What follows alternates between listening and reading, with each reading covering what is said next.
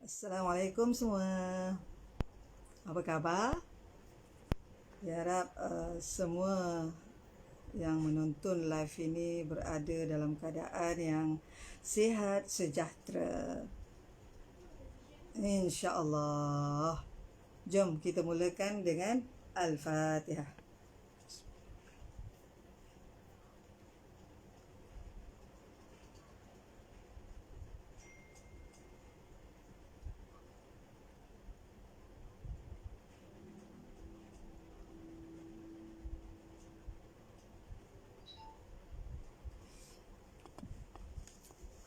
Sebagaimana yang dimaklumi, kita akan sambung topik kita kemarin, iaitu hidup dengan memberi.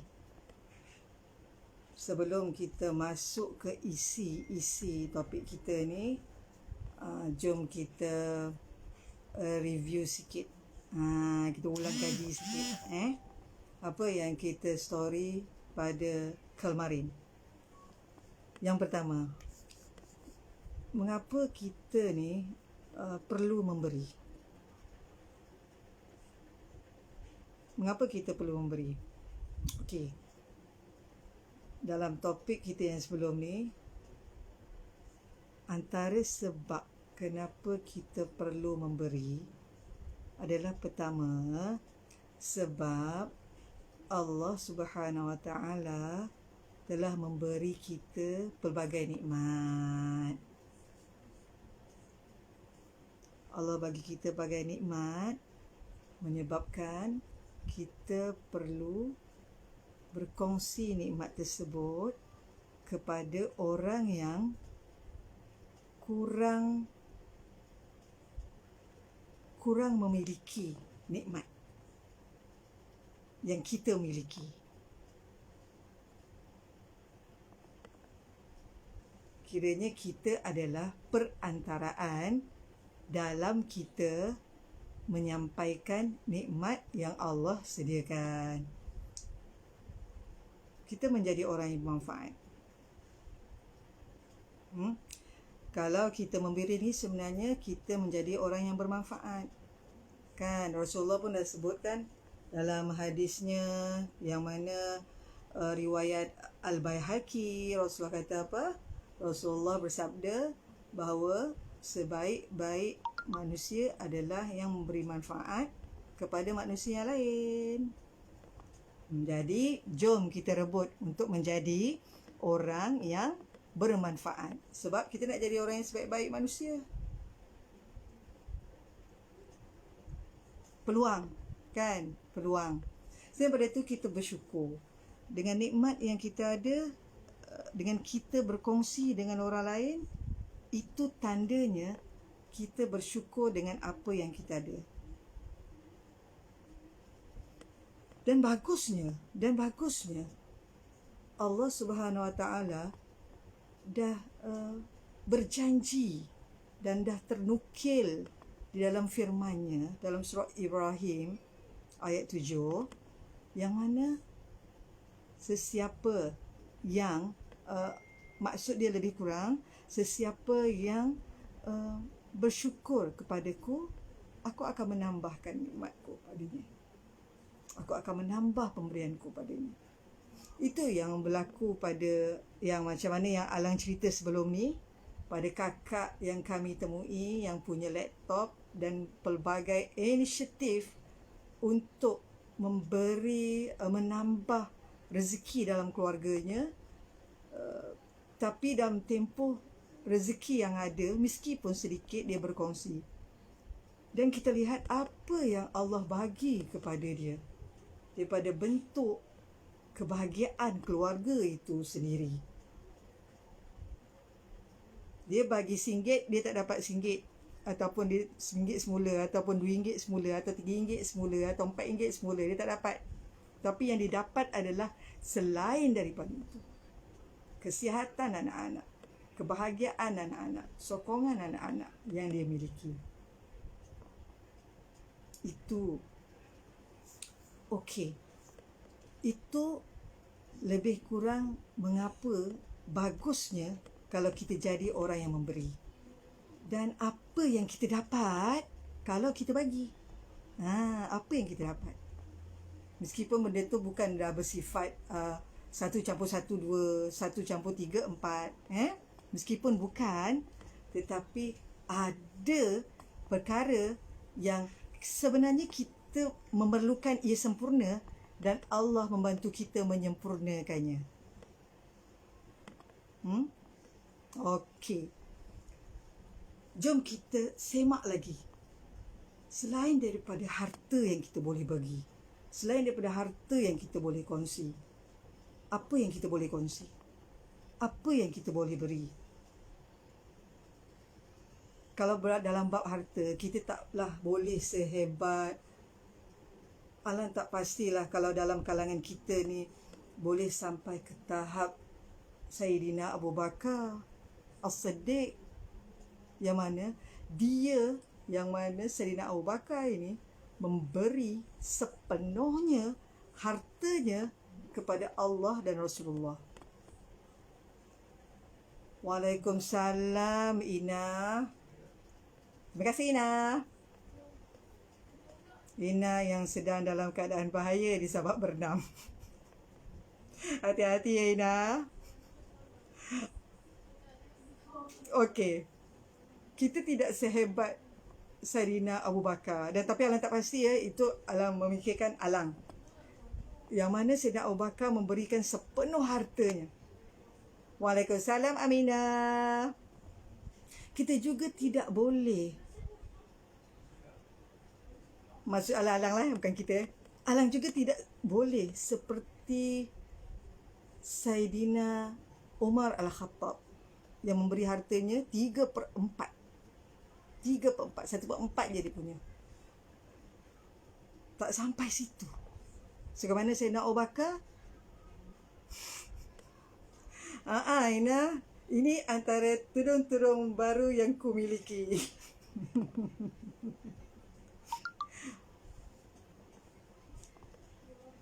Macam Sayyidina Abu Bakar, apabila ditanya, habis kau ada apa? Habis kau tinggal apa? Habis apa yang kau simpan kalau kau bagi semua kepada Allah dan Rasulullah?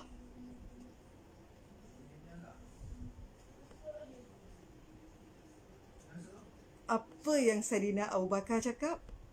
Sayyidina Abu Bakar cakap, apa yang tinggal padaku adalah Allah dan Rasul. Waalaikumsalam, Ita. Hebat kan? Dan ada satu kisah sahabat itu, namanya Abu Talha. Abu Talha ni satu ketika duduk dalam kebun dia dan dia terlalai waktu solat. Disebabkan kerana kelalaiannya itu, dia wakafkan kebun itu.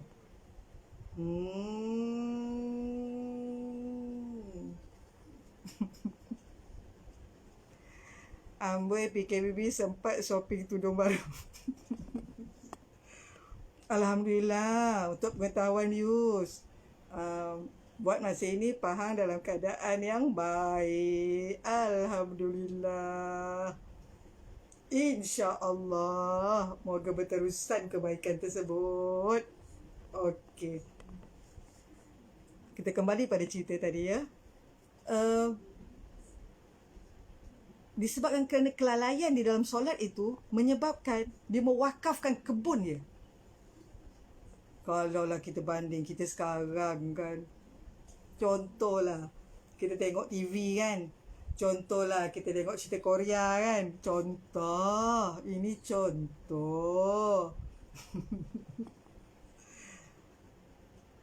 Tiba-tiba kita terlepas waktu solat, ataupun kita terlambat waktu solat, ataupun kita tak ingat-ingat, tidak melihat solat itu seperti satu perkara yang perlu dikejar dahulu. Dan akibat kelalaian tersebut, kita sanggup untuk jual TV itu dan sedekah. Sanggup jual handphone dan sedekah. Sanggup jual gadget-gadget yang kita ada dan sedekah.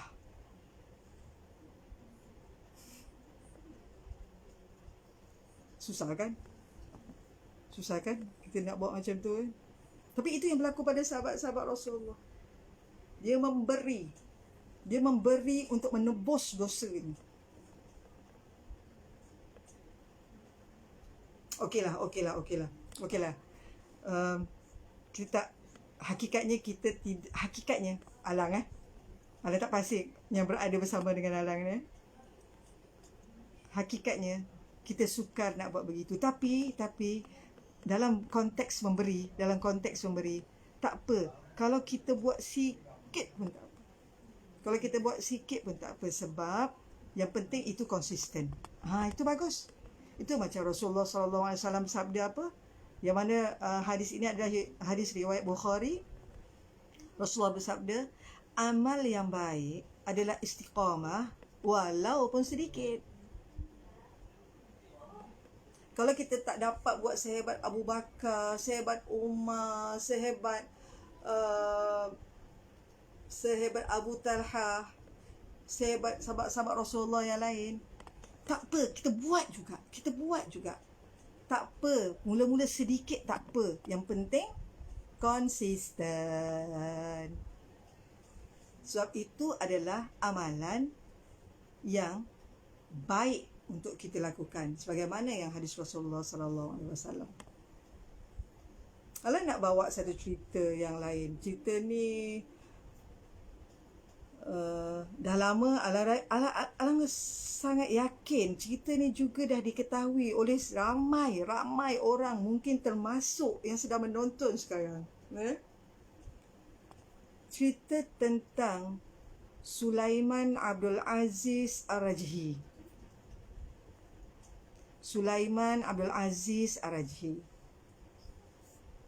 70 tahun, lebih kurang 70 tahun yang dulu, Sulaiman bersekolah dan dia adalah daripada keluarga yang miskin.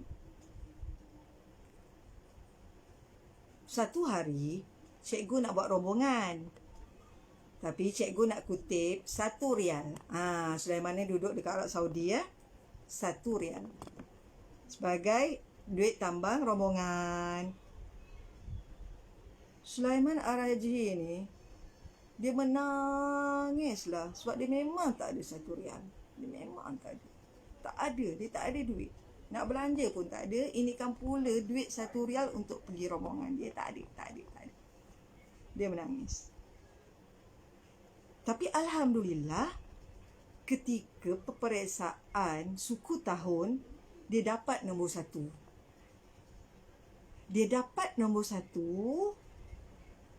Cikgu dia bagi dia 1 rial. Betapa gembiralah hati dia. Gembira sangat. Sebab apa? Dengan 1 rial itu, dia boleh pergi rombongan. Gembira dia dengan pemberian cikgu ni. Sebab dia tahu dia tak akan dapat 1 rial daripada ibu dan bapa dia. Dia memang tak akan dapat. Sangat gembira, berbunga-bunga, enjoy dia dapat 1 rial. So dia pergilah rombongan. Dan dia semakin membesar. Dan dia bekerja. Dan dia berjaya. Dan ketika sekarang umur dia 80 tahun, dalam buku Guinness Book of Record, dia telah mewakafkan seluas ladang kurma dia yang mengandungi 200,000 pokok kurma. Ada 45 jenis kurma di situ. Dan setahun sebanyak 10,000 tan kurma dikeluarkan dari ladang tersebut. Semua itu diwakafkan.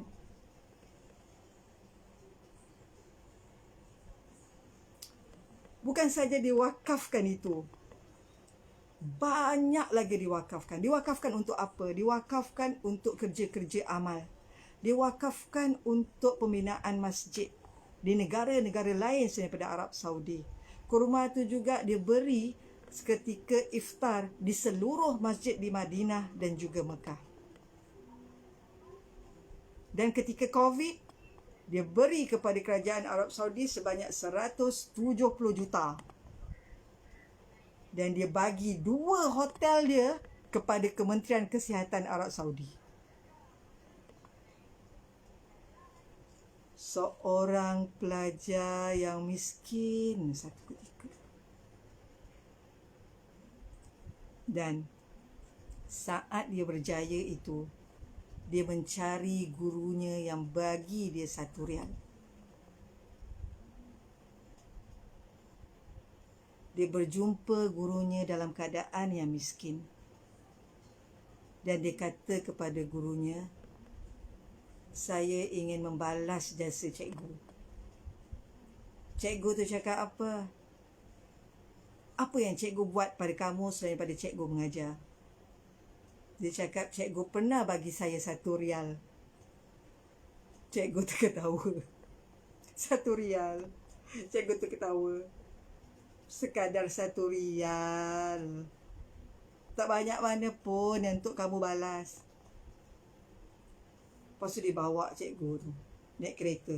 Bawa cikgu tu, dia berhenti di depan sebuah banglo yang ada sebuah kereta mewah di hadapan itu.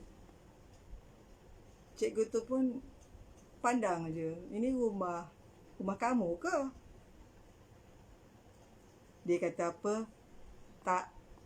Ini adalah hadiah saya kepada cikgu. Sebab dulu cikgu pernah bagi saya 1 rial. Cikgu tu menangis.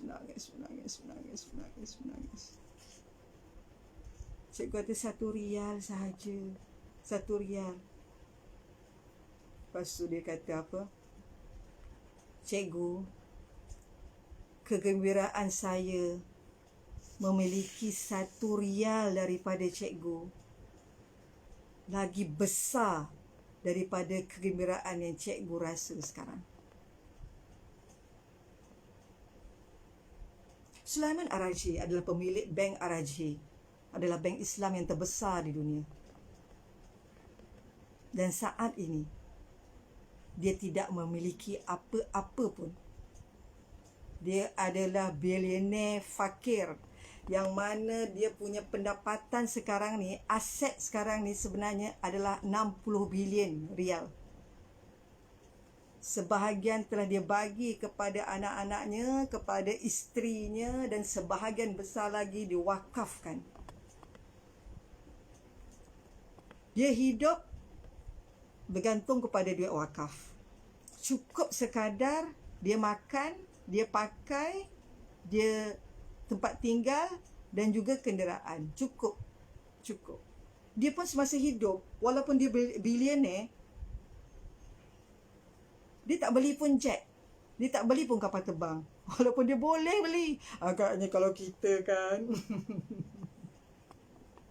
kapal angkasa pun kita beli.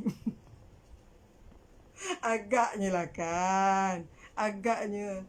Dan dia tak pernah naik kelas bisnes kalau naik kapal terbang. Sedangkan dia adalah pemegang share syarikat kapal terbang. Betapa merendah dirinya dia kan. Hebat orang ni kan. Hebat. Dia duduk kelas ekonomi yang sempit tu, yang kaki tak boleh berunjur. Kalau kita lah ada duit kan, kalau tak dapat beli kapal terbang pun, kurang-kurangnya kaki kita naklah berlunjur. Lengoh kot kalau lama-lama duduk dalam kapal terbang. Tapi tidak dia. Hebat. Tak tahulah. Semoga kita menjadi sepertinya dan apa yang dia kata bila orang kata, wahai Sulaiman, kau adalah bilioner. Betul Lina, 10 kita beli kapal terbang. Bagi kat adik-beradik seorang satu. Ya, bagi adik-beradik seorang satu. Tapi kita biar kita 2 lah. Dia orang satu.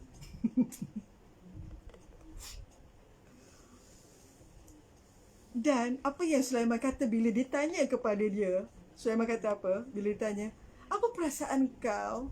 Kau dah tak ada duit olah satu sen pun. Apa perasaan kau? Kau adalah dikenali sebagai bilioner, tapi kau fakir. Kau miskin. Kau terima harta wakaf. Harta yang kau infakkan, kau terima. Apa Sulaiman cakap?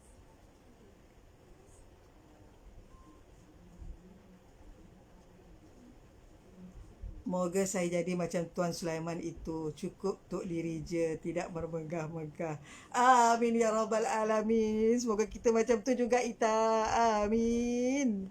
Semoga kita juga itu. Sebab kita dengar jawapan Sulaiman Ar-Raji ni. Bila ditanya begitu, apa yang dia cakap? Dia berkata apa? Aku rasakan hidup aku bebas. Aku rasakan sangat ringan. Aku seperti terbang seperti seekor burung. Dan saat Allah memanggilku, aku tidak ada harta yang terikat denganku.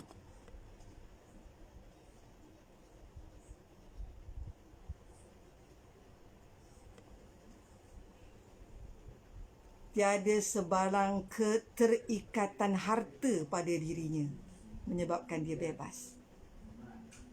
Cukuplah kehidupanku ini kerana aku sedang menyediakan bekal untuk hidupku nanti.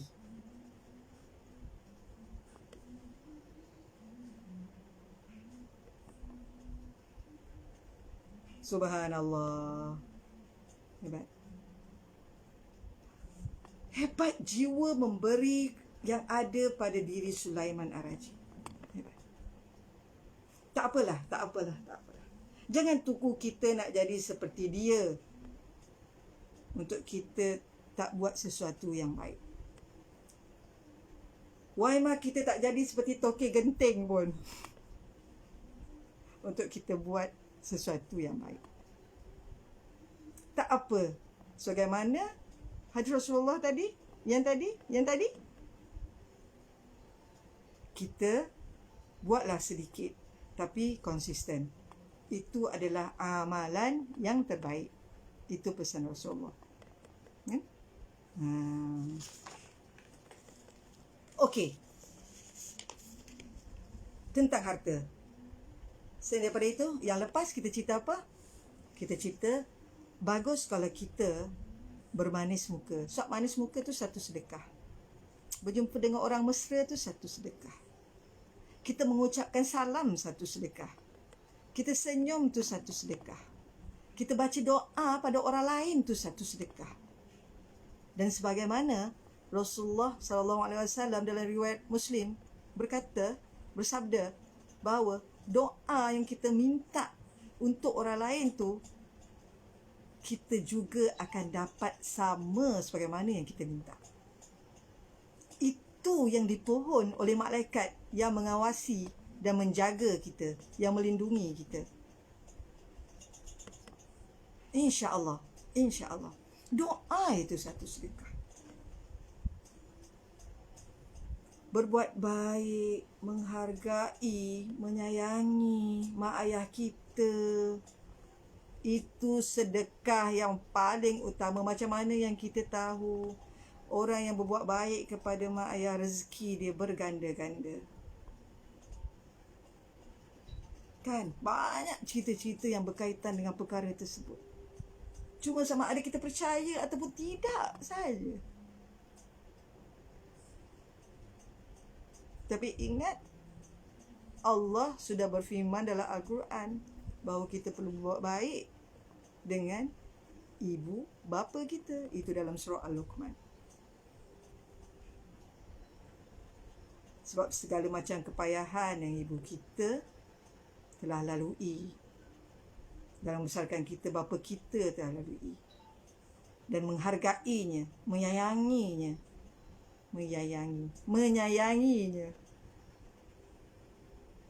mengangkatnya dalam satu tahap yang tertinggi, tidak menyakiti hatinya. Itu adalah satu perbuatan baik yang sebenarnya bukan sangat baik, tapi sangat dituntut dan wajib kepada kita. Saya daripada itu, apa lagi? Ucapan terima kasih. Macam mana yang Allah beritahu yang lepas? Allah tak akan menerima syukur kita.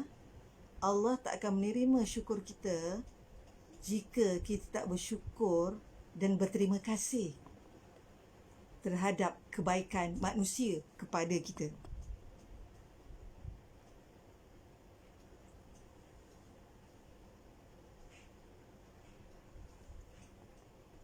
Bersyukur kepada manusia itu adalah satu pemberian, dan pemberian itu Allah janjikan ganjaran yang besar.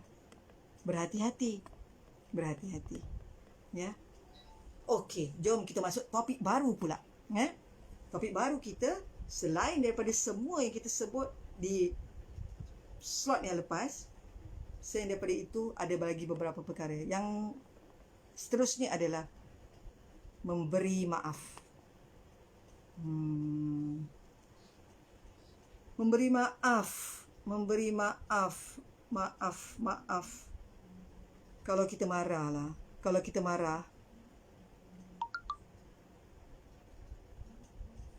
kadang-kadang kita susah nak maafkan orang. Kalau orang tu buat macam-macam kat kita, kadang susah kita nak maafkan orang. Sakit hati dengan orang. Tapi kan Allah Subhanahu Wa Taala ada dalam surah, firman Allah Subhanahu Wa Taala dalam surah An-Nur ayat 22. Allah baca kan, berkaitan dengan maaf ni. Hendaklah mereka memaafkan dan melupakan kesalahan. Tidakkah kamu suka jika Allah mengampunkan dosa kamu? Dan Allah Maha Pengampun lagi Maha Penyayang.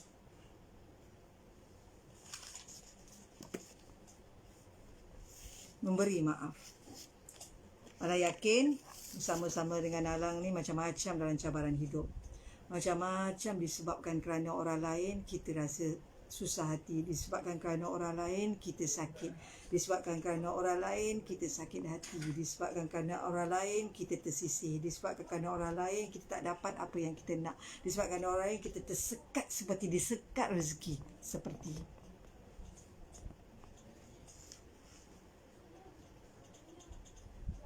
tetapi macam mana ya, sebagaimana yang Allah firmankan tadi, Allah firmankan tadi bagaimana?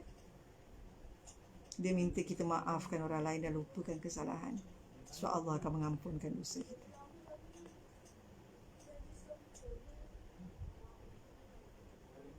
Kita tak sempurna kan? Kita macam-macam kelemahan kan? Dan juga macam-macam salah pun yang kita buat pun. Sama ada sedar atau tak sedar. Sama ada dalam keadaan kita jahil atau tidak. Sama ada dosa itu dosa besar atau dosa-dosa kecil. Yang kita tak nampak. Dan dengan membuat kebaikan, insya-Allah Allah akan mengampunkan dosa. Sebenarnya dalam satu riwayat, satu hadis pun, dalam hadis pun riwayat Al-Bukhari daripada Abu Hurairah, Alang ada terbaca kisah pelacur daripada Bani Israel memberi minum anjing. Dia pelacur, tapi dia bagi minum anjingnya. Dan dalam hadis Rasulullah itu, Rasulullah berkata apa? Allah mengampunkan dosa je. Sebab kebaikan yang dibuat kepada anjing. Anjing binatang yang haram. Buat baik kepada binatang yang haram. Allah ampunkan dosa.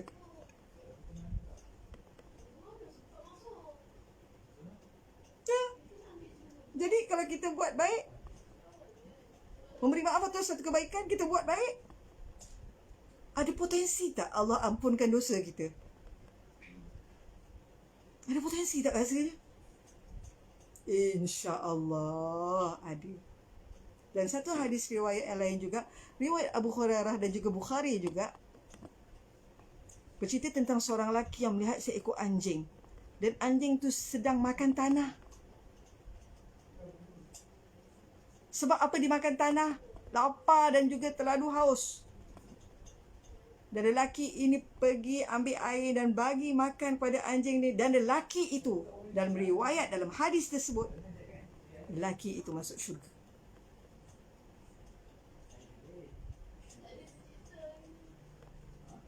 Buat kebaikan kepada manusia, buat kebaikan kepada makhluk-makhluk yang lain.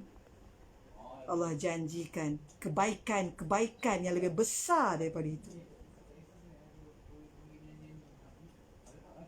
Itu baru-baru ni dalam grup volunteer, seorang volunteer bernama Hazimah. Dia story tentang kawannya yang sedang menyelamatkan seekor kucing yang dipukul sampai pecah muka kucing ni. Kucing tu tak boleh dioperate sebab kucing tu dah tua. Tapi dibawa juga pergi jumpa vet. Dan kos untuk ubat-ubatan dan juga rawatan kucing tersebut berjumlah RM3,000.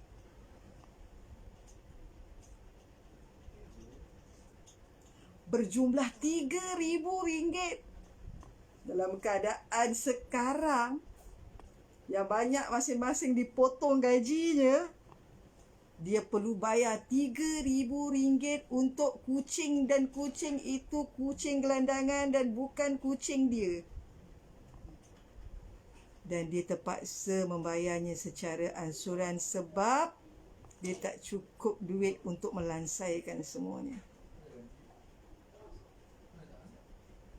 Mulia kan? Itu Hazimah, sahabat kami ini, bagi tahu jika ada sesiapa yang ingin membantu, bantulah.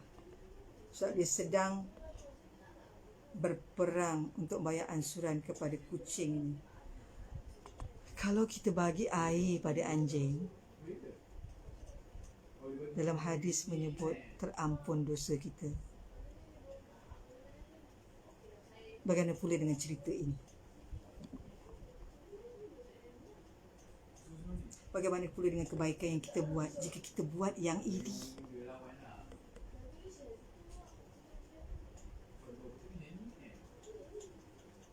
Tak apa.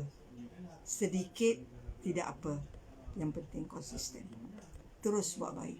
Terus memberi.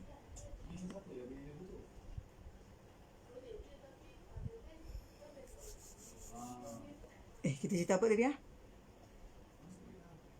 Maaf. Maaf ni. Macam-macam kisah Rasulullah SAW dan juga kisah para sahabat, para tabi'in. Macam-macam kisah. Macam mana pernah alam perkisahkan ketika pembukaan Mekah. Rasulullah berhadapan dengan semua orang yang pernah menentangnya, yang pernah menyiksa umat Islam, yang pernah memulau, yang pernah membunuh. Dan saat Rasulullah bertanya kepada mereka, apa yang kau rasa, apa yang aku akan buat?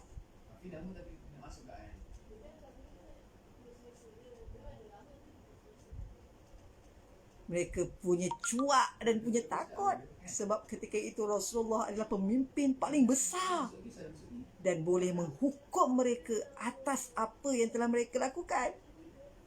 Tetapi apa yang Rasulullah sebut? Bersurailah dan kamu bebas.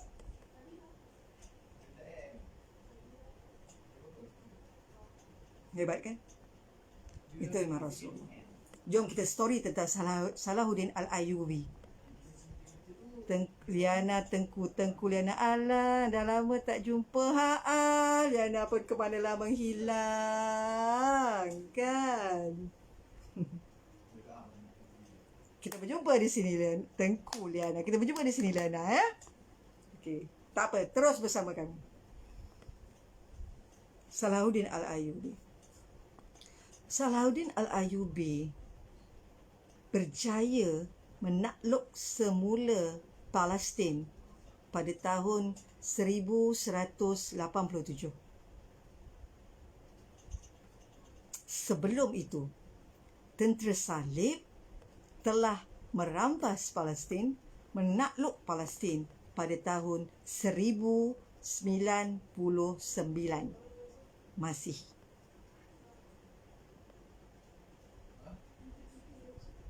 Dalam anggaran 80 tahun, 90 tahun macam tu. Ketika Perang Salib pada tahun 1099 yang mempertontonkan kemenangan tentera Salib, seorang penulis bernama Hammer Armstrong, orang tak ingat seorang penulis barat menulis Jerusalem ketika itu dibanjiri darah dan juga mayat.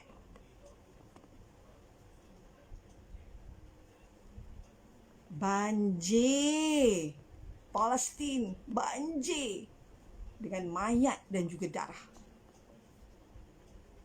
Dan dikatakan tak ada tempat yang tak ada darah.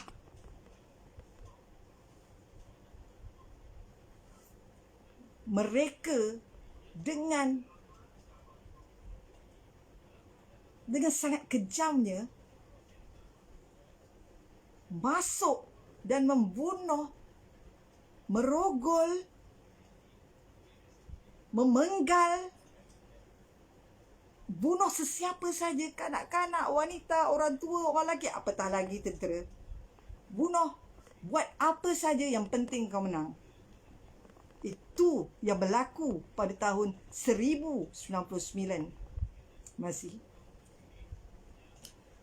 Dan saat Salahuddin Al-Ayyubi merampas kembali Palestin,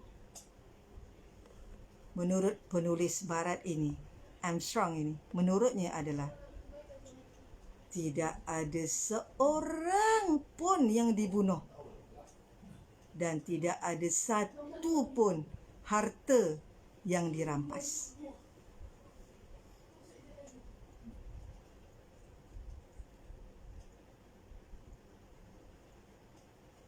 Hebat kan?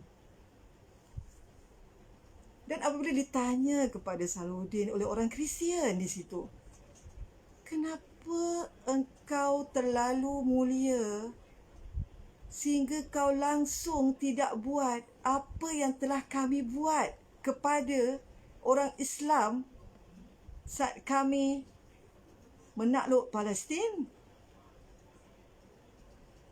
Apa yang Salahuddin jawab? Salahuddin kata apa? Salahuddin kata, sesungguhnya Islam bukan agama pendendam. Islam mencegah segala perkara yang tidak berperi kemanusiaan. Islam adalah agama penunai janji. Islam adalah agama yang memaafkan saat musuh meminta maaf. Dan Islam tidak akan menindas meskipun kepada sesiapa pun yang pernah menindas mereka.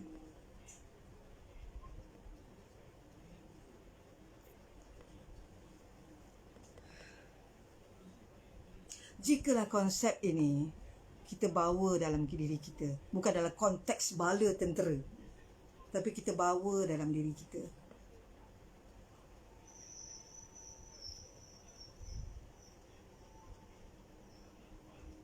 orang yang melihat mulianya tindakan Salahuddin Al-Ayyubi itu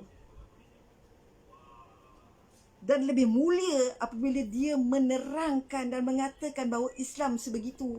Dan itulah prinsip yang dipegang. Kalau kita juga yang memegang prinsip itu, meletakkan prinsip itu dalam diri kita, tidak mustahil orang yang juga merupakan musuh kita akan melihat betapa bagusnya kita dengan prinsip tersebut. Bukan disebabkan kita nak tengok, nak tunjuk kita ni bagus. Aku buat ni, aku nak tunjuk bagus lah. Aku nak maafkan orang ni, aku nak tunjuk bagus lah. Nanti orang kata aku ni bagus. Janganlah gitu kan. Kita buat begini. Kita usaha sedaya upaya buat sesuatu yang bagus, supaya Allah akan beri kita perkara-perkara yang bagus juga. Kalau perkara yang bagus itu bukan di dunia, tetapi yang bagus itu adalah di akhirat. Sebab dunia ni adalah sementara kan. Sebagaimana yang hadis Rasulullah, yang Allah tak ingat siapa riwayatnya. Apalah dunia ini? Apalah dunia ini? Dunia ini hanya seperti musafir yang berjalan di tengah panas dan berteduh di bawah sepohon pokok. Selepas penat lelahnya, habis lelahnya, dia bangun dan berlalu dan bermusafir kembali. Pokok itu adalah dunia.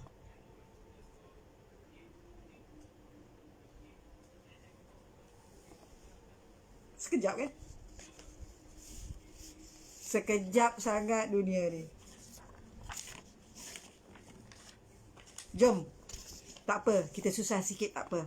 Jom kita berkongsi, jom kita bagi, jom kita buat kebaikan. InsyaAllah dalam perjalanan kita seterusnya, InsyaAllah kita mohon pada Allah memudahkannya, menenangkan kita, membahagiakan kita, dan kita dapat sesuatu yang lebih baik daripada apa yang kita miliki, daripada apa yang telah kita kongsi.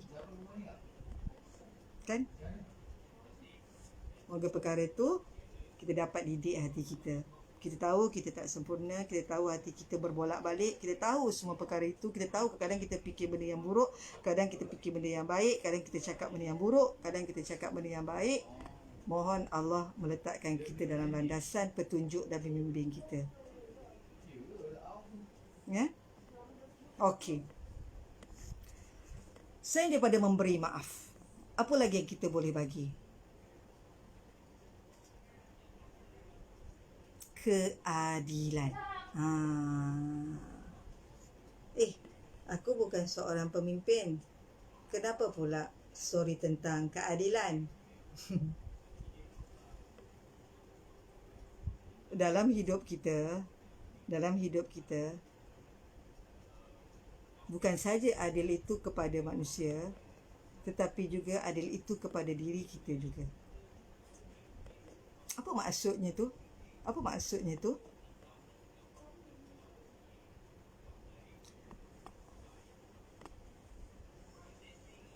Diri kita adalah apa yang Allah jadikan. Allah jadikan perkara yang baik-baik untuk diri kita.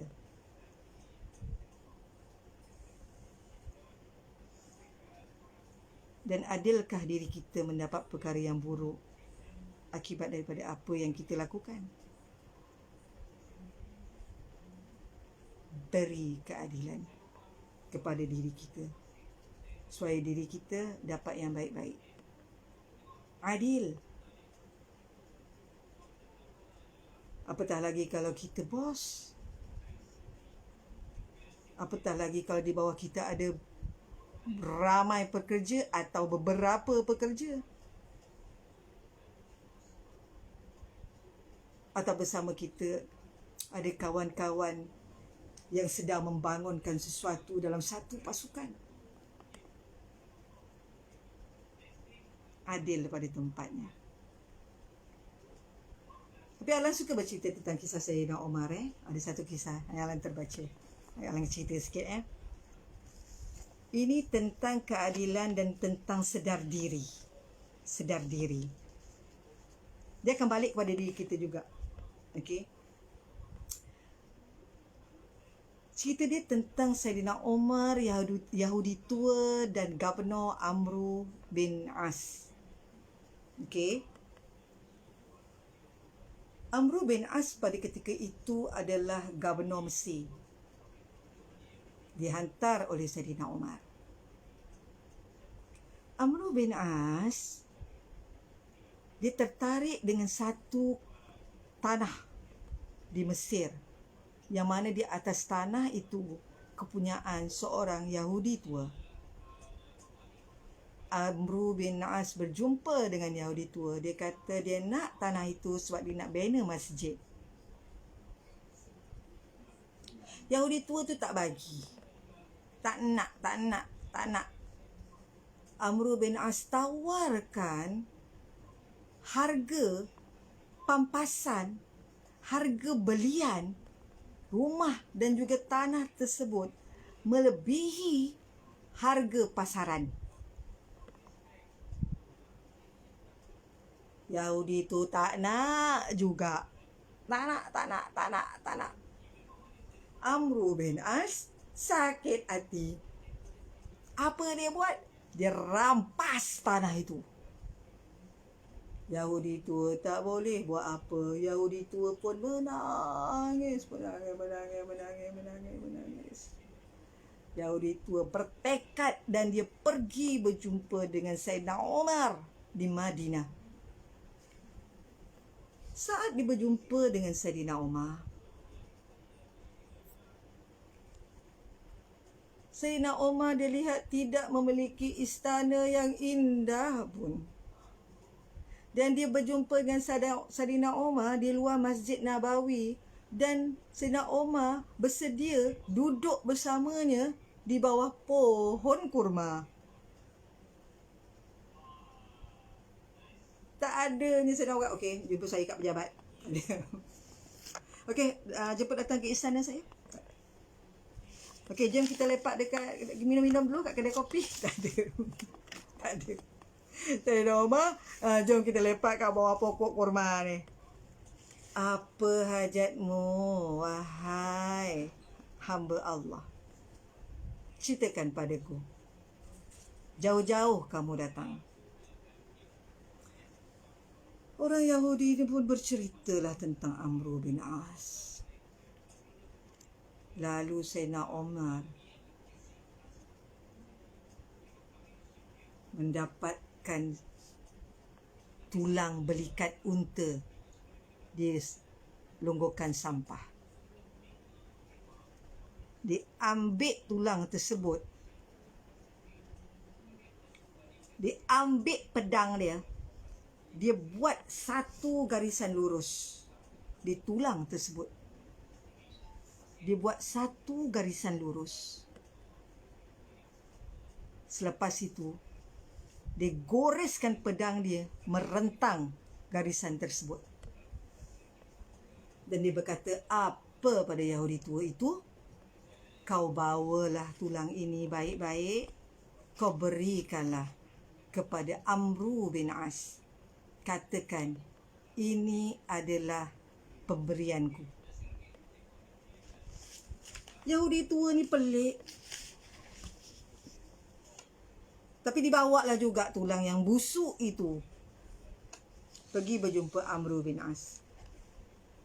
Dan saat Amru bin As mendapat tulang tersebut dan melihat tulang tersebut, Amru bin As menggigil dan pucat lesi muka dia.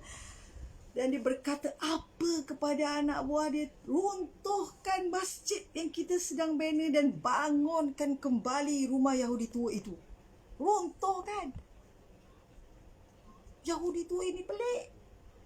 Dia kata apa? Tunggu. Amru bin As pun, kenapa?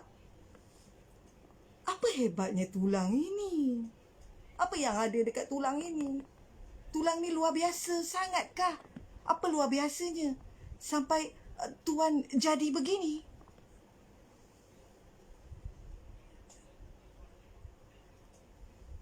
Amru bin As berkata apa sambil memegang bahu Yahudi tua itu.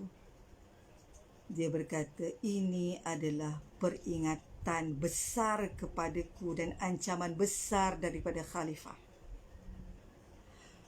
Peringatan besar kepadaku adalah walaupun hebat bagaimanapun aku, berkuasa bagaimanapun aku, akhirnya aku akan menjadi seperti tulang ini. Dan peringatan daripada khalifah adalah aku perlu adil, lurus seperti huruf alif ini. Aku perlu adil di atas dan aku perlu adil di bawah. Jika aku tidak adil, Saidina Omar tidak segan-segan akan datang dan memenggal kepalaku.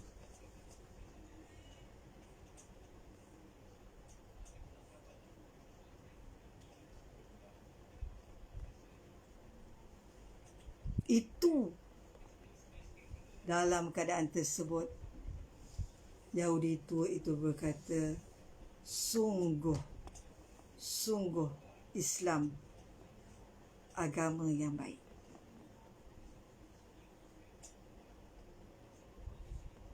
Itu keadilan. Itu keadilan. Beri keadilan. Prinsip keadilan ada dalam diri kita, walau siapa pun kita. Dan itu juga jika dilihat oleh orang lain. Adilnya kita kepada sesiapa sahaja akan membuatkan orang melihat bahawa kita adalah Muslim yang membawa imej Islam yang bagus. Bagus kan? Bagus kan?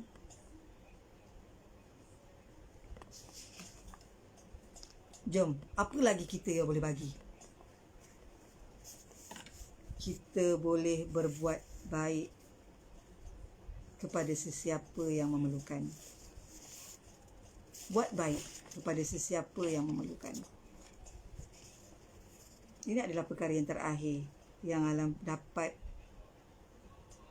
ceritakan pada hari ini. Dan ada satu cerita yang terakhir yang Alang nak cerita di sini. Okey, cerita yang terakhir. Dalam 7 minit Alang bawa satu cerita tentang kita perlu baik dengan sesiapa yang memerlukan. Sama ada yang Alang cerita tadi apa, anjing ataupun kucing tadi, kita buat baik kepada manusia yang memerlukan. Ada satu riwayat yang mana kejap Alang cari, Alang ada catat. Ada satu riwayat yang tertulis dalam kitab At-Tawabin Al-Kabair dan kitab Mukashafal Qulub tulisan Imam Ghazali, menceritakan tentang seorang majusi masuk syurga.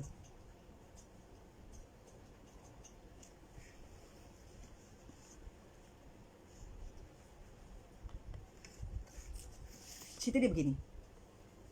Cerita last. Ada seorang kaya yang punya ramai anak dan punya isteri. Dan ditakdirkan orang kaya ini meninggal dunia. Dan anak-anaknya masih kecil dan isterinya tidak tahu juga macam mana nak menguruskan perniagaan.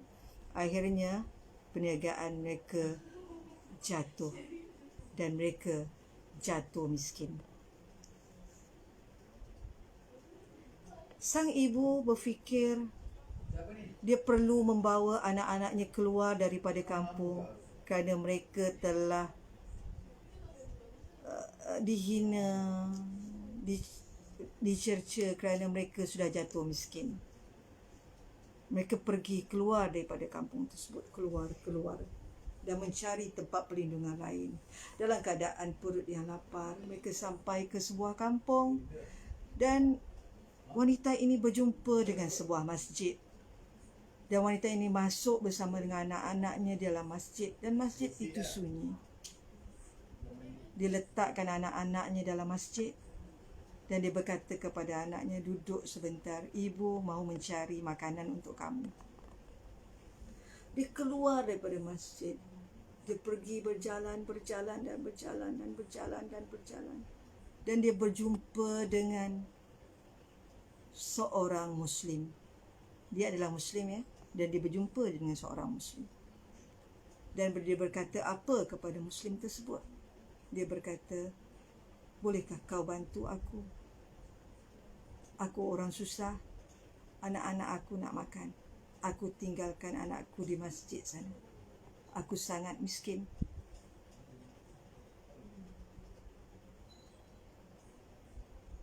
Apa orang Muslim itu cakap? Orang Muslim itu cakap, apa buktinya engkau miskin dan engkau punya anak yang lapar? Apa buktinya?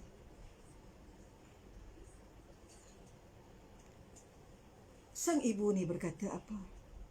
Sang ibu ni berkata, aku orang asing di sini dan tiada siapa tahu pun aku orang miskin.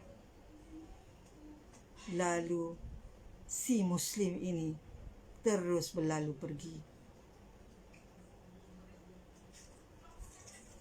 Si ibu tua ni tidak berputus asa, dalam keadaan dia sangat-sangat terasa dengan apa yang dilakukan oleh orang Muslim ini. Dia berjalan lagi sehingga masuk ke satu kampung yang lain. Dan di kampung tersebut dia berjumpa dengan orang Majusi. Dan dia bercerita kepada orang Majusi tersebut sebagaimana yang diceritakan pada orang Muslim tadi. Orang Majusi ini percaya, dan orang Majusi ini minta isterinya pergi ambil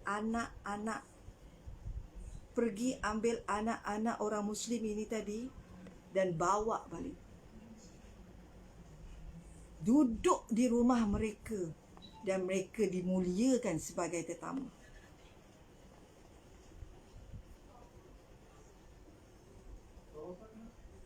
Ketika orang Muslim yang menolak permintaan untuk mempercayai apa yang dikatakan oleh sang ibu ini, ketika pada waktu malam dan dia tidur, dan saat dia tidur, dia bermimpi seperti keadaan kiamat telah berlaku dan dilihat Rasulullah SAW sedang mengibar panji, dan di sisi Rasulullah ada sebuah mahligai yang sangat besar dan sangat indah.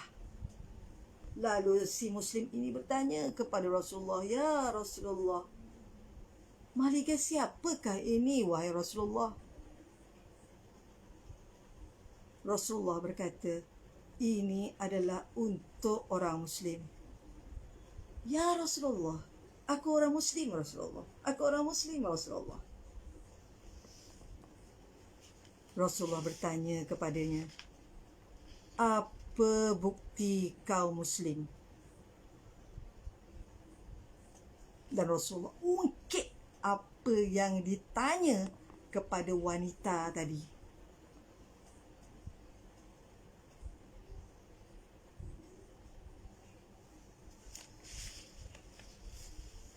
Sang Muslim ini terpinga-pinga dan sangat sedih dengan apa yang berlaku.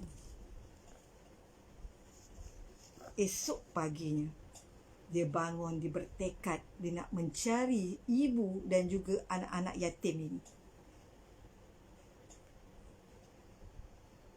Dia ingin menebus kesalahannya. Dia sangat sedih dengan apa yang Rasulullah katakan pada dia. Sampai bertanya bukti, sedangkan dia Muslim. Tapi Rasulullah tanya, apa bukti kau Muslim? Dia berjalan. Akhirnya dia dapat maklum bahawa ibu dan juga anak-anak ini berada di rumah Majusi yang sedang bergembira di rumah orang Majusi itu. Lalu dia berkata kepada orang Majusi, berikan aku ibu dan anak-anak ini. Aku akan menjaganya. Apa yang orang Majusi ni kata? Tidak, aku tidak akan bagi sebab aku telah mendapat keberkatannya. Nah, ambil 1000 dinar, kata orang Muslim itu. Tidak, apa yang kau bagi ini sangat kecil. Dan sebenarnya mahligai yang engkau lihat dalam mimpi engkau semalam, aku juga melihatnya. Dan Rasulullah bertanya kepada aku ketika itu, di mana ibu dan anak-anak ini? Aku menjawab, ada bersamaku Rasulullah. Rasulullah berkata, sungguh mahligai ini adalah milikmu dan keluargamu.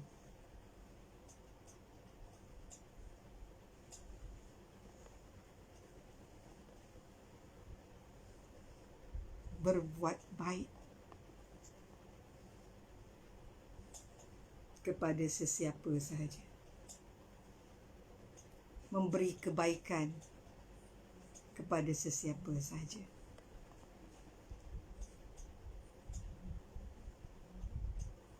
Kita akan dapat sesuatu yang lebih baik. Di dalam surah, ulang ada sekejap ya. Mana lancar. Ni nak penutup dah ni. Tapi mesti ada bertanyakan pada di hujung-hujung cerita ni kan, mesti ada yang bertanyakan, bukan kau orang Islam je yang masuk syurga, kenapa pula orang Majusi masuk syurga? Kan dalam mimpi tadi kan, Alang baca beberapa maklumat tentang cerita ini. Dan Alang yakin kalau cerita ini tidak jelas kedudukannya, dia tak akan ada dalam kitab-kitab besar yang dinukilkan oleh ulama-ulama. Tetapi ingat tak apa yang Rasulullah kata kepada Muslim tadi? Rasulullah kata, mahligai ini adalah untuk orang Muslim. Di dalam hikayat, di dalam riwayat, di dalam nukilan para ulama, adalah berkemungkinan besar Majusi ini selepas berjumpa dengan Rasulullah dalam mimpi, dia memeluk Islam.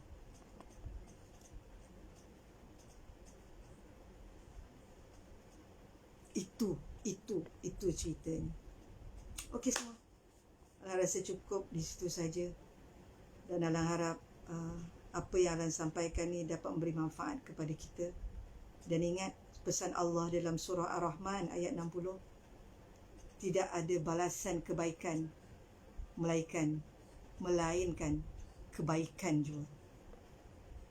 Tidak ada balasan kebaikan melainkan kebaikan jua.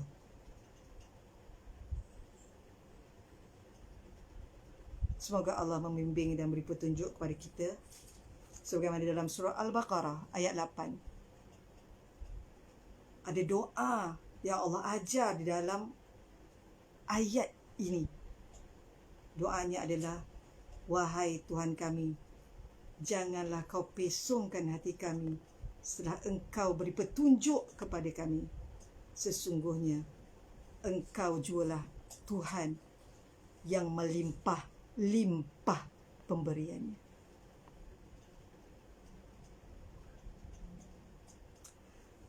Cukup di situ saja. Jam pukul 10.05. Dah 1 jam 5 minit. Dan Alang mengharapkan Alang memperoleh manfaat daripada apa yang Alang sampaikan. Dan rakan-rakan semua dan sesiapa saja mendengar memperolehi manfaat jua. Dan kita tutup.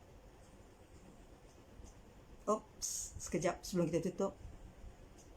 Untuk maklumat semua, kami ada YouTube channel. Team Inspire ada YouTube channel. Dan ini ditulis di dalam tertulis sekarang. Dan kita harap kita dapat sama-sama memeriahkan dan menyokong usaha-usaha ini. Dan kami mengharapkan sokongan semua. Dan kita mengharapkan semuanya termasuk kami sendiri mendapat sesuatu kebaikan, dan kebaikan itu bukan dan lain tidak lain dan bukan tidak bukan adalah hanya daripada Allah Subhanahu Wa Taala. Terima kasih semua, dan kita akhiri dengan tasbih kifarah dan surah Wal-Asr.